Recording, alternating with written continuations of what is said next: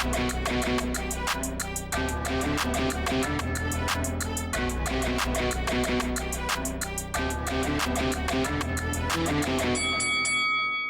guys, welcome to Boxing Squared for boxing news and views from around the internet. Jared Big Baby Anderson, the American heavyweight prospect who's currently 5-0, will return to the ring on September 5th facing Rodney Hernandez. So this will be his third fight in the bubble. It features on the undercard of the Jamil Herring fight, which is in the top rank bubble. So this is quite an interesting fight, actually, because Jared Anderson is a guy who's fought relatively modest opposition, and Rodney Hernandez is a minor step up. He's one of the more durable journeymen in the heavyweight division. He's fought a number of good prospects, but also he's taken the O off some prospects as well. So compared to what he has been facing, this is a better opponent. And when you consider that this is being announced at, 5 or 10 days notice, something like that, it's actually not without some risk here.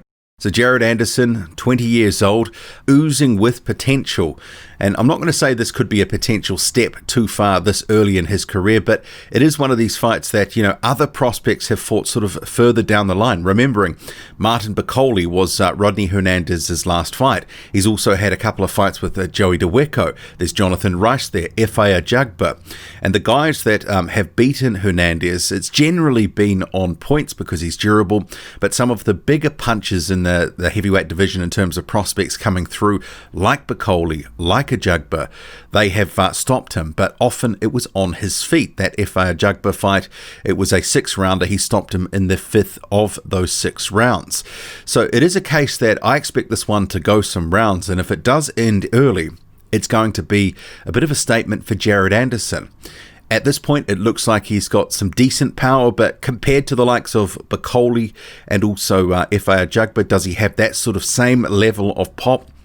Well, I think we're going to get that question answered, because I think, from what we've seen so far, he's got good movement, good lateral movement in particular. He's quick, good hand speed. Just generally, he looks like a really solid prospect. And of the American prospects that are coming through, he is sort of the guy that looks like he could be, for the next 10 years or so, one of the names in the heavyweight division that's coming out of America. But clearly at 20 years old, he's got a lot to learn, a lot of seasoning and developing to do. And for his 6th pro fight, this is not without risk. And Hernandez, as I mentioned, he has taken the O off some fighters before. Back in 2018, there was Laron Mitchell. He was an unbeaten guy at 16-0. He also did take the O of Nigerian Onoraide Ehiwarami. Apologies if I butchered that name. So he was 17-0, and there was a little bit of buzz about him at the time in terms of what he could do potentially in the heavyweight division.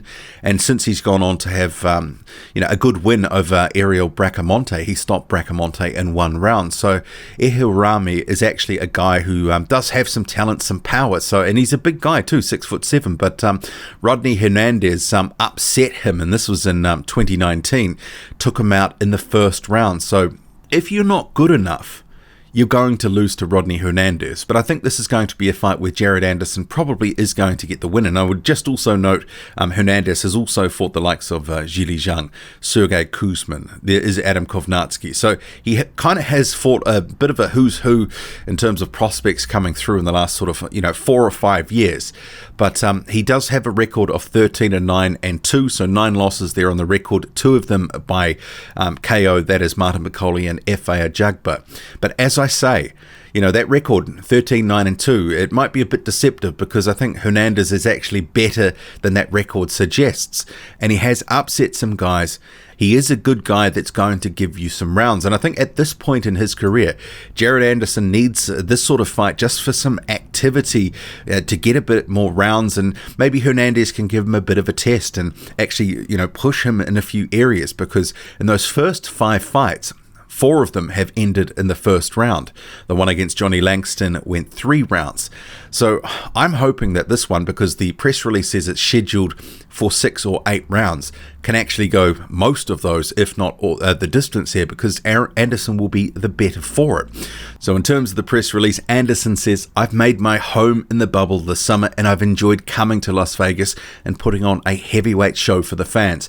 I don't know too much about Rodney Hernandez, but I know he's been in there with a lot of top guys and usually goes rounds. I can't wait for this one. Top Rank keeps lining these guys up and I'm knocking them out. So that is Jared Anderson's quotes there.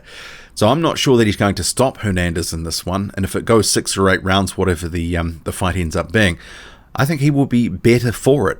Because if he does come up against a little bit of adversity, he's not stopping a guy the first time he lands a couple of clean punches.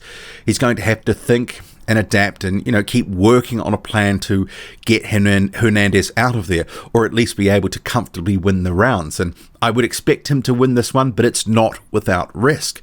So Jared Anderson, in his 6th pro fight fighting Rodney Hernandez, a step up. I like where they're taking him because a lot of guys wouldn't face Hernandez this early, although a lot of guys probably need that sort of work at this stage of their careers. But what do you make of it? Drop a comment, loud and often, hit like, hit subscribe, follow me on Twitter, boxing_squared. I'm out.